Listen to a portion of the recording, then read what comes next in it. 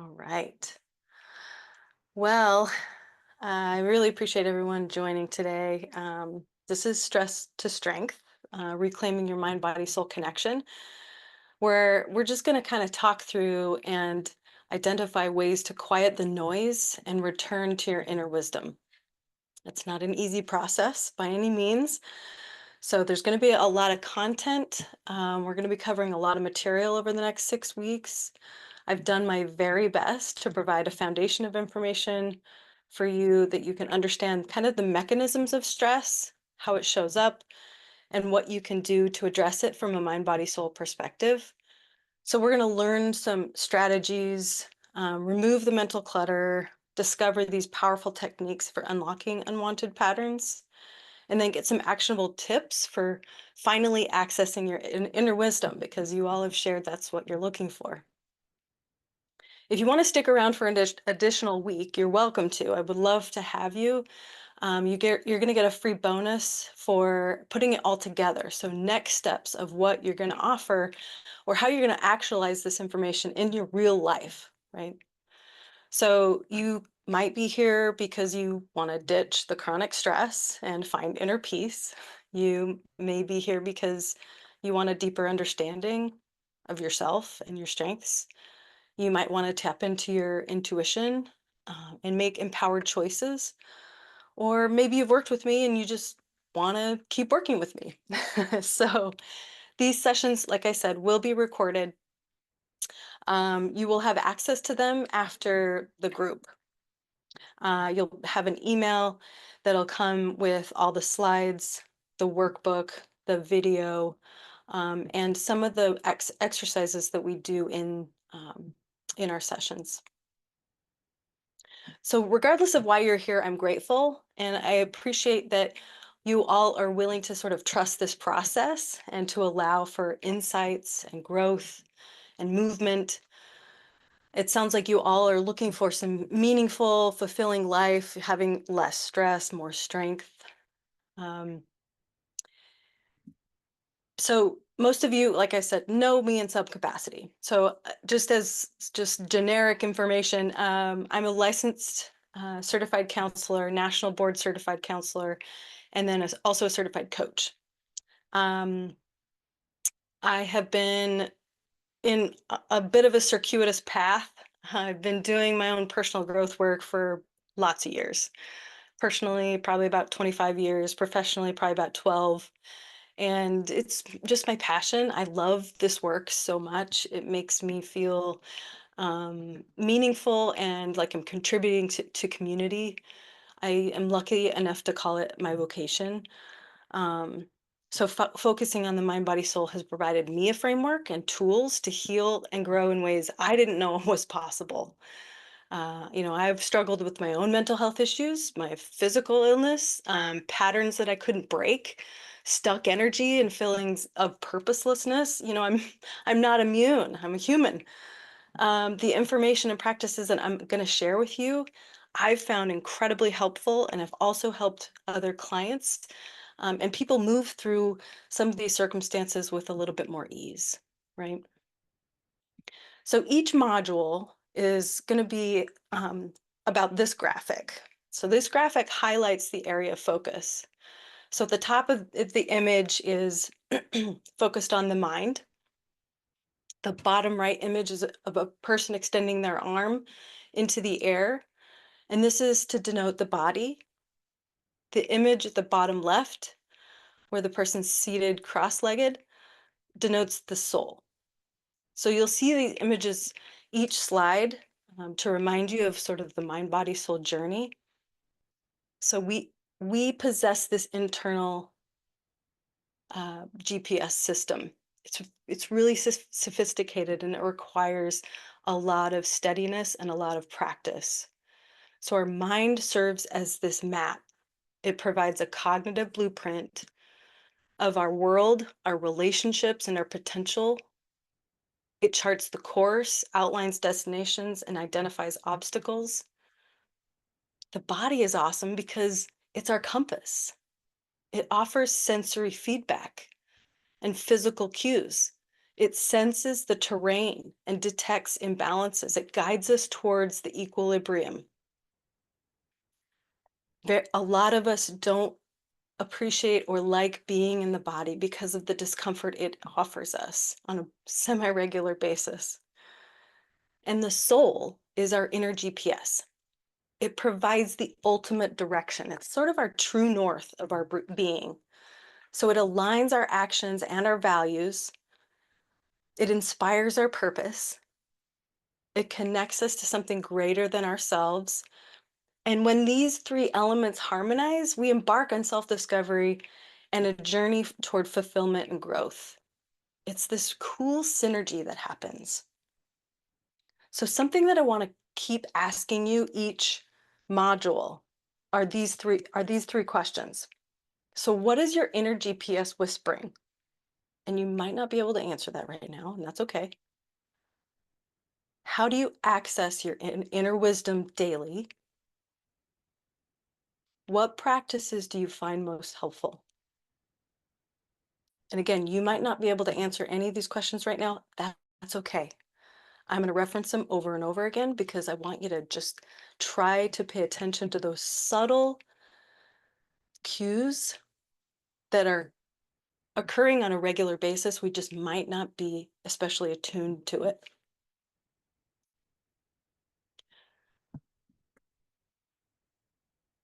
Mhm. Okay, so this is a legend. You all have seen this before. Displays the symbols of the mind, body, soul, and highlights what we're doing on each slide. So activities, discussion, or fun homework. And I call it fun homework because I want this work to actually kind of light you up. If it doesn't light you up and it acts and it feels like it's just more draining, just notice, just notice that. And if you feel like you're forcing yourself to do it, I say don't do it. This is challenge by choice, and we're going to get into what that means here shortly.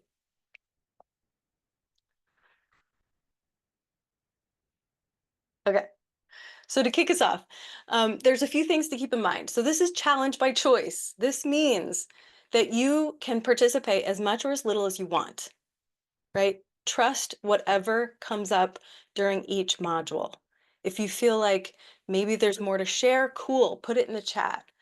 If you feel like you want to hold back a little bit more and you want to maybe share a little bit less, okay, trust that. So over the years, there's been this disconnection between mind, body, soul. It certainly wasn't really mentioned or talked about in my formal training. So in mental health and well-being spaces, there's a singular focus or approach. So making healing and growth inaccessible for many. So I'm invested in making this an integrative, comprehensive approach to education, therapy, advocacy, well-being. So we're talking about things from a micro, meso, and macro lens. And the whole idea is to sort of rise above whatever we're working through to live our best lives, right? This approach it's not without discomfort or pain, right? I can't promise you that if this is going to be easy peasy. It might stretch you. You might want to step into the growth zone.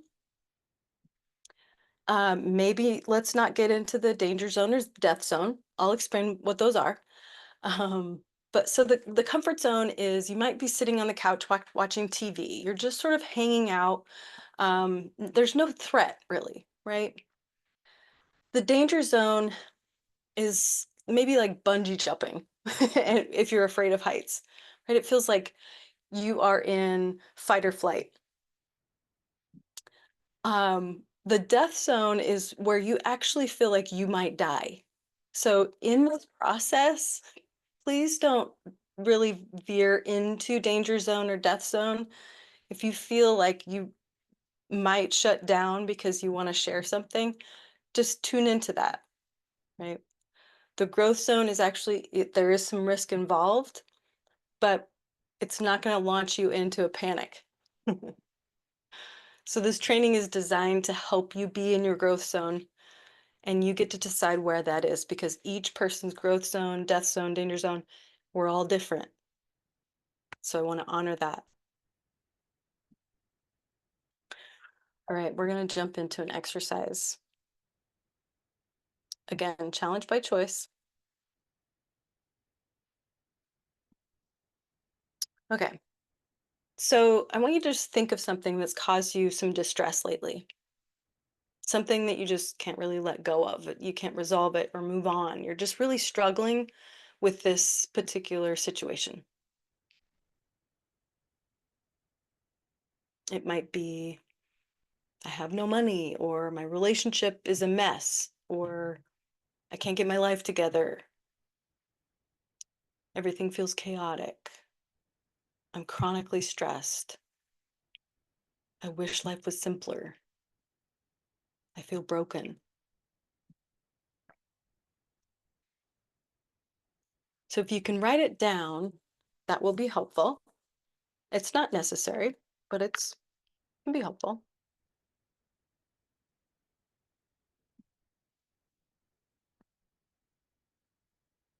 And we're going to approach this from a mind, body, soul perspective. Okay. So this part right here is mind. We're going to pick it apart. Whatever the thought is, whatever the stressor is, and this is, by the way, Byron Katie's work. This is not mine. Want to credit her where credit is due. So the question is this thought true?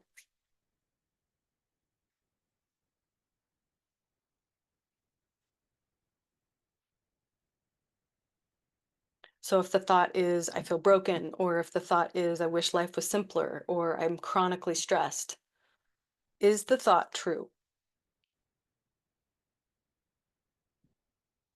Then the second question sounds like a repeat, but I can promise you it's not. It says, can you absolutely know it's true?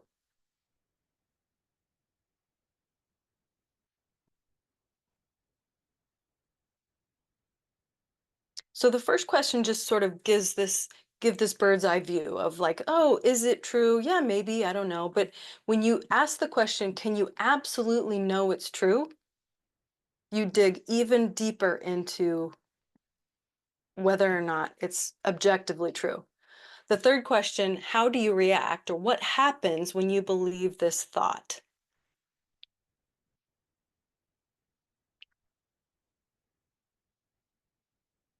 Do you start to get angry? Do you start to shut down? Does your heart race? Does your mind race? Do you want to scream at somebody? What are some reactions or things that are happening in you? And then the fourth question, who would you be without this thought?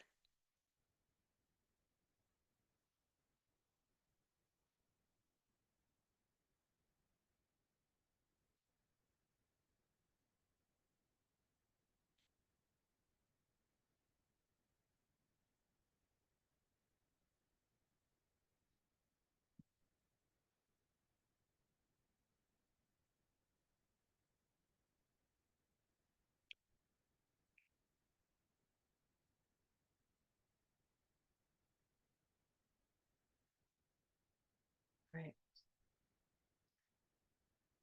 And if you're not finished with that part of it, that's okay. You can always circle back. We're going to get into the body aspect of the exercise. So if you feel comfortable, you can close your eyes or avert your gaze, however you feel comfortable, but just breathe into this thought, breathe into this stressor.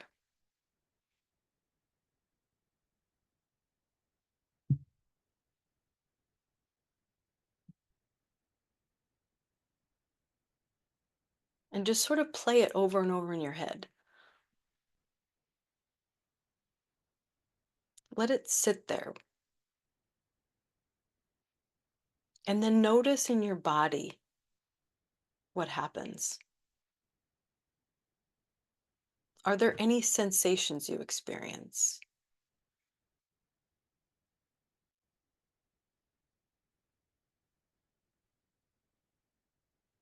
Is there a tension or a coldness or a heat? What are the sensations?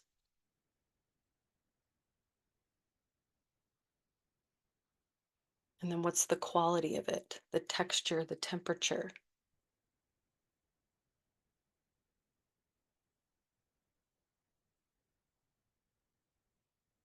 And just keep breathing into the thought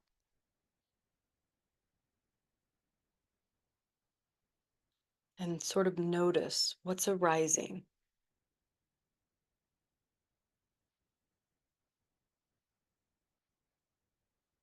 So if you labeled the embodiment of this thought, what would it be? Would it be something like cold or prickly, constricted, warm, soft, cloud-like, expansive? There's a lot of terms that could label the embodiment.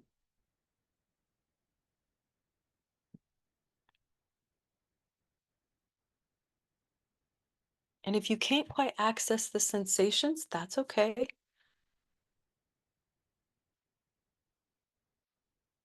Are there other labels you can use? Is there a color or a shape?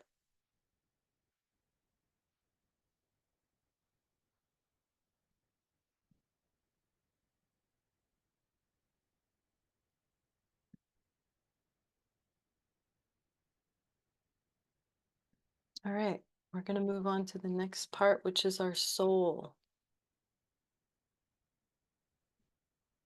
So we're taking another moment to inquire. We're still thinking about this thought.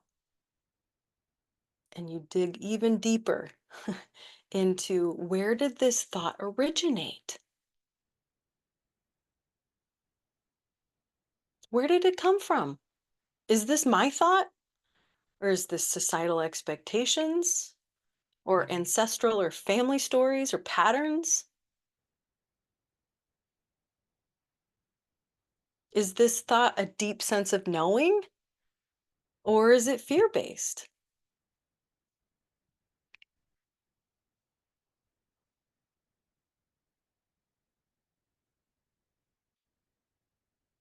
Is this thought even benefiting me or society?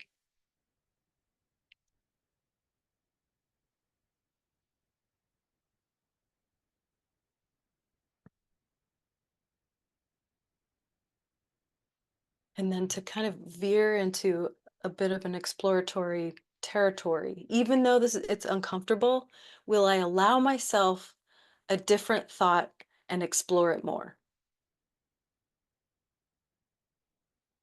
If not, what other thoughts seem closer to what I can start believing?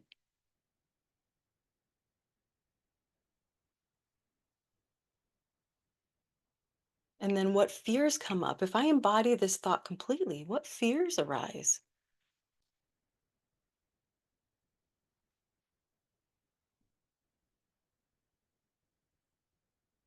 And then what would my soul say to those fears? What would my wise self say to me?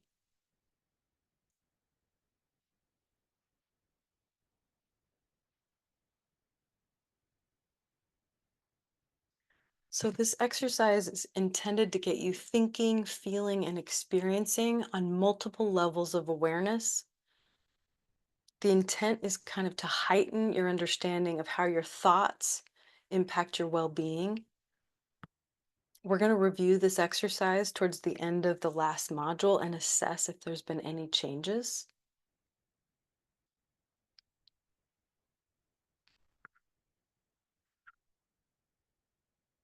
And it's always hard to switch gears because with that, we're just going to go smack into really dense content. So bear with me. This is going to be a lot of information.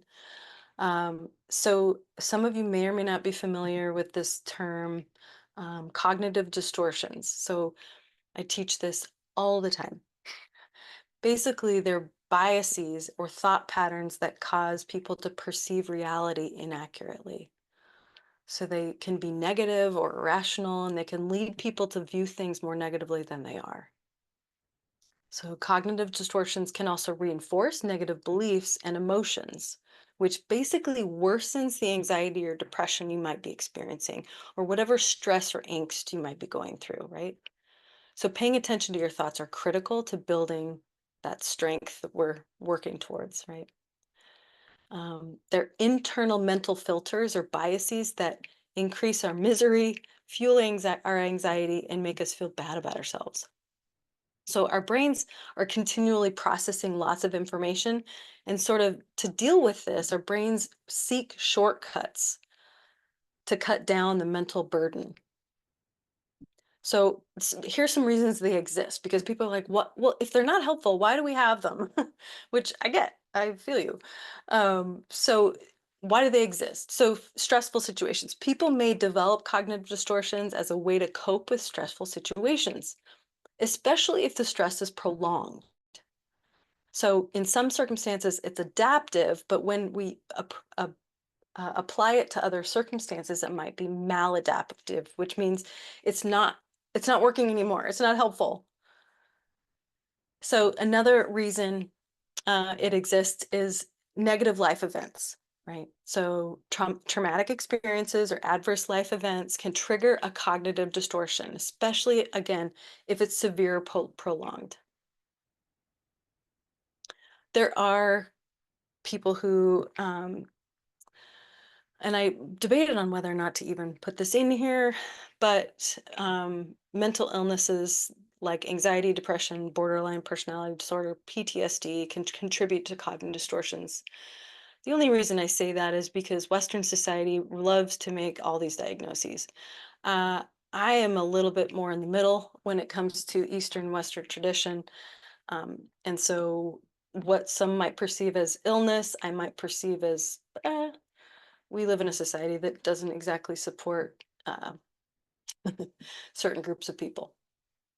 So there's some other factors, right, that can contribute to cognitive distortions that include shame, low self-worth, difficulty regulating emotions, and messages from social media or TV. There might be biological factors, actually, that play a role in cognitive distortions. Recognizing and challenging these cognitive distortions can be a powerful tool for improving mental health. So by becoming more aware of your thoughts and patterns, we can begin to question and replace the negative thoughts with more positive, realistic ones. So there's roughly about 12 that I teach. There's so many more, but these are the 12 common ones. And I'll kind of go through them, explain what they are, give you a little bit of an example, and then kind of keep going. So black and white thinking or all or nothing thinking is very common. This is where you see things in extreme terms, right? So it's a tendency to view situations as either completely positive or completely negative. There's not a lot of middle ground or nuance, room for nuance. Examples of black and white thinking: if you don't get a perfect score on a test, or if I don't get a perfect score on a test, I'm a failure. That's the jump, right? Either I'm completely successful or I'm a complete failure. People are either all good or all bad. So there's some consequences to this. The constant pressure to be perfect can lead to stressors and anxiety, difficulty making decisions, relationship problems. The second one is jumping to conclusions. So this is where you draw conclusions about a situation without having any evidence. We just jump to, oh, I know what's going to happen, right? So this can lead to inaccurate assumptions and misunderstandings. And there's actually two different kinds of jumping to conclusions. There's mind reading and there's fortune telling. The mind reading is when you assume you know what others are thinking or feeling without any evidence. So I can't tell you how many times I have people come into my office and I have to talk them off the ledge, because it's like, you actually don't even know if that is going to be a conflict oriented conversation. We need to talk through this a little bit more. Um, so an example might be, you might assume someone is angry with you because they're quiet. It could just be that they're tired, right? So fortune telling, this is when you predict a negative outcome without any concrete evidence. So for example, you might assume a job or interview will go poorly because you're nervous. So we just automatically predict and fortune tell that this thing's going to happen. Personalization. So this is where you take personal responsibility for negative events that don't really, they're not entirely your fault. It's a tendency to believe that others' negative actions or behaviors are a direct result of your own shortcomings or mistakes. So some examples might be, my boss yelled at me because I'm incompetent. My friend didn't call back because they don't like me. My partner's in a bad mood and it's my fault, right? And there's got to be a little bit of middle ground somewhere in there somehow. Shoulds are huge. I hear these all the time. So you impose these sort of rigid rules and expectations on yourself and other people. So these rules are often things like, well, they should have done this, or they ought have done this, or they must have done this, right? So they create these feelings of guilt, shame, and frustration when they're not met. So it could be things like, I should always be happy, or I should be able to do everything perfectly. Everyone should like me. I shouldn't make mistakes. Right? Mental filter is where you focus on negative aspect of a situation and ignore the positives. It's kind of like looking through a dark filter that only allows negative information to pass. So I made a mistake during a presentation, so the whole thing was a bust, or the whole thing was a disaster, right? I got a B on the test, which makes me not smart enough. My partner forgot to pick me up, so they don't care about me. We make these jumps. I realized I actually have a more readable version for you. Sorry. So those are up to mental filter. And then the next ones. Overgeneralization is like drawing broad conclusions about yourself and the world based on a single event or experience. So it's like taking one negative experience and then applying it to all kinds of things in life. So it's like I failed one test, so I'm a failure at everything, or I'm going to be a failure at school in general. People are always mean to me because maybe somebody was kind of snotty with you at the grocery store. I can't do anything right, maybe because you made a mistake. Um, Magnification, where you exaggerate the importance or severity of negative events or feelings. So it's like using a magnifying glass to focus on the negative aspect of the situation, making them seem much larger than they actually are. And this is similar to catastrophizing, but we'll talk a little bit more about that. Magnification is, I made a mistake at work, but it's a disaster. I feel a little anxious, but I must be having a panic attack. I didn't get the job I wanted and my life is over, right? So you're just kind of blowing things up a little bit more than need be. Um, and we'll talk also a little bit about how that shows up in your body. So the fortune telling piece, predicting negative outcomes without any concrete evidence. So I'm sure I'll fail the exam. My relationship's going to end, right? I'm going to get fired from a job. The comparison thing shows up in my office also. So where you constantly compare yourself to others and find yourself coming up short. But we do that. That's just what we do on a regular basis. It's a tendency to believe that others are always better, happier, and more successful, right? So my friend got a promotion, but I'm still stuck in the same job. Everyone else seems to have their life together, but I'm a mess. I'm not as thin or as attractive as people on social media, right? So catastrophizing, where you exaggerate the negative consequences of a situation. It's a tendency to assume worst case scenario and believe it's inevitable. So again, I know a lot of them sort of sound similar, but there's some like really small nuances. If I fail this test, my life is over. I made a mistake at work, I'm going to get fired. My relationship is in trouble, it will end in divorce, right? So you are going to worst case scenario. Labeling. You're attaching negative labels to yourself or others based on a single event or behavior. It's a tendency to generalize and assume that a person's actions and characteristics define their entire personality. So I made a mistake, so I'm a failure. It's all about identity with this one. So my friend forgot to call back. They're so selfish. So then we character attack, or I call it character assassination. We just like put all of this on someone else. He's always late. He's so unreliable. And then the last one, and this is well, and we'll talk about this in module 2. Disqualifying the positive. Dismiss or downplay positive experiences or achievements. It's a tendency to focus on the negative and ignore the positive aspects of the situation. So I got a good grade on a test, but it was just good luck. I had a great time at the party, but it was just, because everybody else was there. I got a promotion, but it's no big deal. Okay, so we really minimize our experiences and downplay them.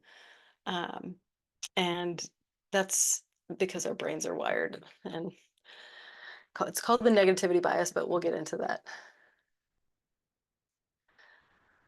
All right. So we are going to talk a little bit about limiting beliefs.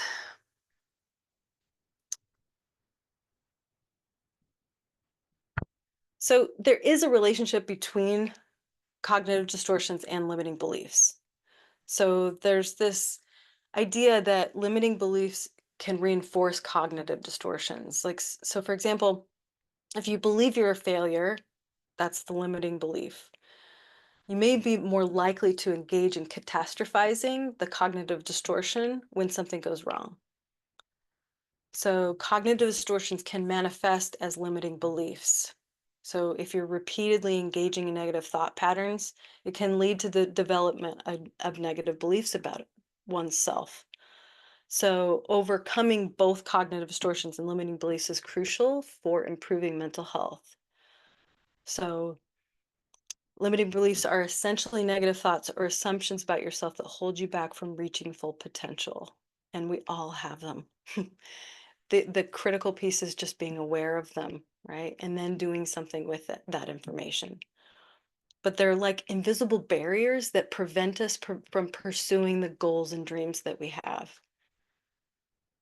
They keep us small, right? So these beliefs often stem from past experiences, societal conditioning, self-doubt, family narratives. These can manifest in various areas of life. So they can restrict our actions and choices.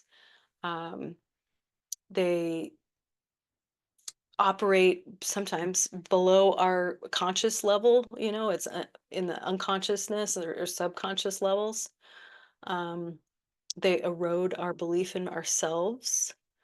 It maybe contributes to procrastination. Oh, I'll get to that later. Maybe missed opportunities where you just feel like you're taking too big a risk. You can't do that. Maybe it leads to or unhappiness or dissatisfaction. So limiting beliefs are negative or inaccurate thoughts about ourselves.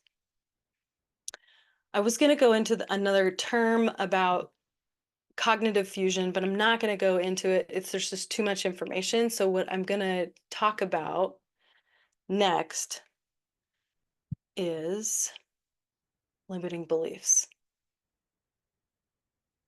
So as you look at this slide, each slide is going to have something about a particular topic. So it might be about work. It might be limiting beliefs about work, relationships, self.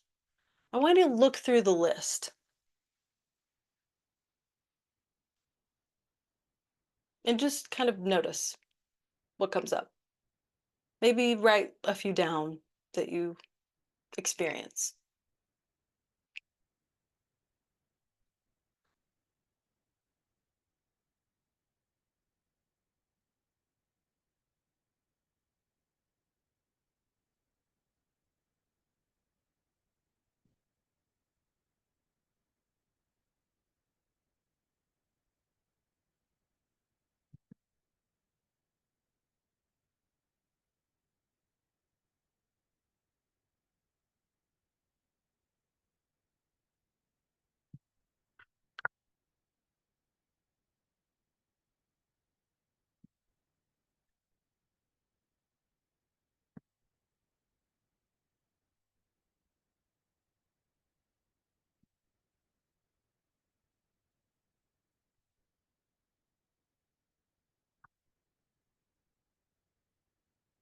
All right, I'm gonna skip to the next slide.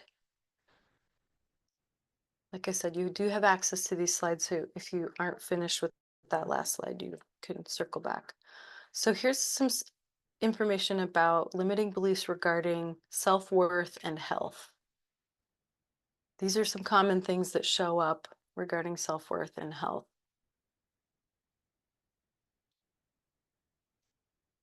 Anything stand out? Anything seem to resonate with you?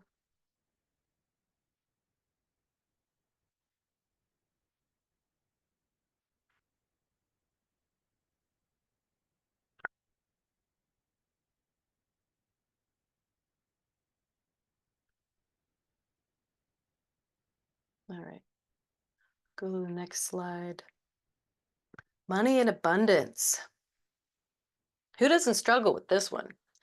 Limiting beliefs about money and abundance.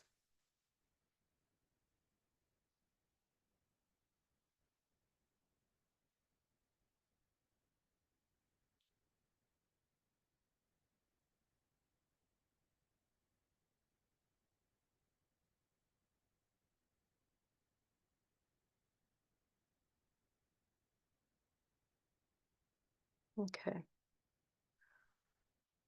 I'm gonna go forward. Okay, relationships. Same thing. I'm sure we all have struggles with some kind of relationship in our life.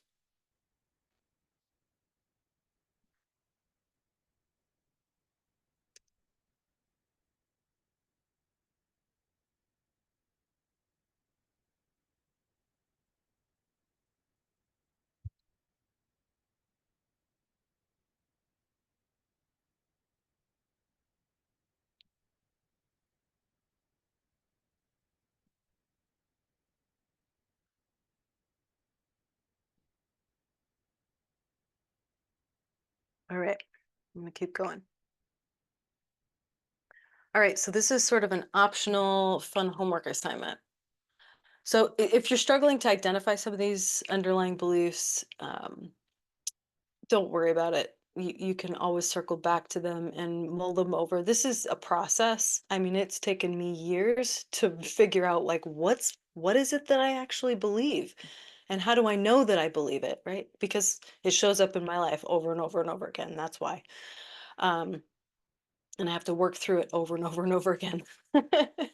So what I would invite you to do, and you'll get the directions for the fun homework assignment in your email, but just think of something that kind of irritates you, frustrates you, stresses you out, right? You can look through the limiting beliefs, pick one of the categories, right? If it's a relationship issue, it might be in the relationship category. If it's a work related thing, maybe it's in the work category. So the limiting belief might be, I'm so stressed out that I can't seem to get ahead financially, right? So you identify the belief and then you gather the evidence that supports it. I know it seems counterintuitive, but just hold tight for just a second. So here's where the proof of truth comes in. So you write it down multiple times and provide multiple examples of how that belief is true. So you try really deeply to figure out what you're thinking. So here's a framework. And again, this is going to be in your email, so no need to worry about it. So the belief is I'm living paycheck to paycheck. So then the belief might be there aren't enough resources. Or even further, living with more than enough isn't possible, right? Here's another one. My family has always lived paycheck to paycheck, right? You're gathering evidence. I have little or no control over my life. I'm stuck living how I grew up, right? There always seems to be these things that break and need fixing, so I can't save money. So another thought would be resources are scarce and or are broken. I'm always behind. Another one might be everyone depends on me financially. It might be others are not as capable as me. That might be a belief around that. Or others don't have control over their lives, right? This last one, there are no other job opportunities. I'm stuck. I will stay stuck. I'm sure everybody in this call can feel how that feel. I don't know if anybody else, I felt that. I was like, ooh, stuck. The deeper you dive into the undercurrents of this belief, the more you can get to the root. The whole idea is to try to get to the root. So then you start asking really cool questions. And you might not think it's cool right now, but I think it's cool having done this work. So if if the belief is I'm living with more, or like living with more than enough isn't possible, if that's the thought, why? Who said this was true?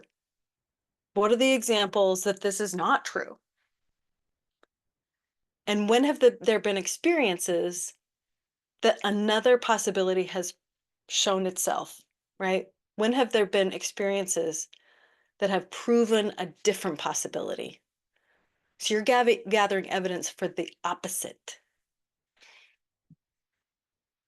Like I said, if you have questions about the exercise, I'll put it in the email. I'm also going to, as we are kind of wrapping up, I'm going to have you do something if I can get it. Hold on. Okay. So if you wouldn't mind, you can do this while I kind of wrap up. But it's essentially a survey to just gather information about how are things going, what concepts are landing, what concepts aren't really landing, just so I can kind of make improvements. But so our mind is very mysterious. We've talked mostly today about thoughts and beliefs. The mind is like just like crazy intense in terms of how complex it is. And we're talking about mostly the brain. The mind is a whole other conversation, right? So I've created these acronyms to help us capture the mind and the body and the soul. And so I've talked a little bit about our mind being the map, our body's compass, and the soul is our GPS. So the mind is to map your intention and nurture its depth. So by this, I mean, it's our job to recognize and track our thoughts, right? So by developing awareness of our internal experience, we can make changes to influence our experience. We can create intention and consciousness. So we can kind of peel through the layers of who we really are.